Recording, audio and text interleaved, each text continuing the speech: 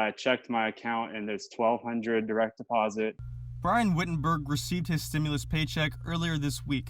It says it's still pending, but it's usable. It's in the account. Wittenberg considers himself fortunate. He is still able to work from home and get paid.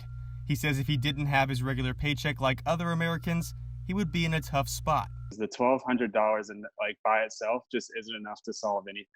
But Wittenberg is also fortunate he does not have any debts with his bank, because the CARES Act does not prevent the stimulus checks from being garnished. So when you owe money and there's a judgment against you, any creditor can ask the court for what we call a garnishment, and they can go in and take money out of your bank account.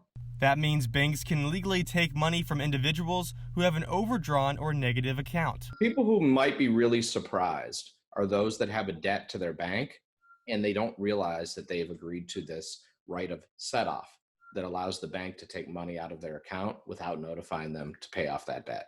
USAA was one bank to do this. The New York Times and the American Prospect both reported cases where USAA members had some of their stimulus paycheck taken by the bank. USAA has since changed their policy and promised to pay back their members. In a statement sent to Cronkite News, a spokesman for USAA said, USAA will pause the collection of a negative account balance existing at the time their stimulus payment was deposited for 90 days. But most major banks have agreed not to interfere with the stimulus paychecks. Most banks and the Department of Justice have taken the stance that we should really be hands-off during this time. Frukin added that the Treasury Department could offer some protection for this money as well.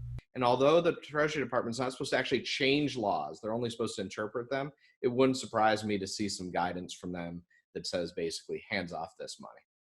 Dylan McKim, Cronkite News.